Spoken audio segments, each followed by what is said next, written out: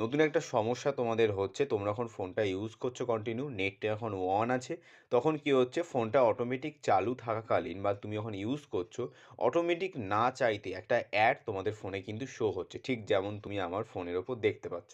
আমি কিন্তু এই অ্যাডটা দেখতে চাইনি, জাস্ট এরকম অ্যাডটা চালু হচ্ছে, তারপর প্লে স্টোরে চলে যাচ্ছে।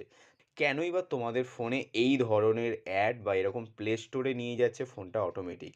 সরাসরি তোমাদের যে জিমেল অ্যাকাউন্ট আছে, সেই জিমেল অ্যাকাউন্ট বা গুগল তোমরা ওপেন করে নাও।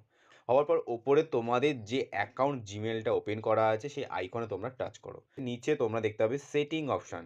সেটিং অপশানে তোমরা টাচ করবে। নিচের দিকে আসলে দেখবে প্রাইভেসি অ্যান্ড সেটিং বা সিকিউরিটি বলে তোমাদের একটা অপশান পাবে। অ্যাড পার্সোনালাইজেশন, এটা তোমরা ওপেন করবে। এখানে তুমি দেখতে পাচ্ছ, এখানে তোমার অন করা আছে, যেমন আমার ফোনে তোমরা দেখতে পাচ্ছ। এটা টাচ করার পর তোমরা এটা জাস্ট অন করে দেবে, গট ইট করে দেবে। গট ইট করে দেওয়ার পর দেখবে এটা কিন্তু অফ হয়ে যাবে। এমনকি তোমার এখান থেকে কিন্তু যে অ্যাড সেটা কিন্তু অফ হয়ে গেল।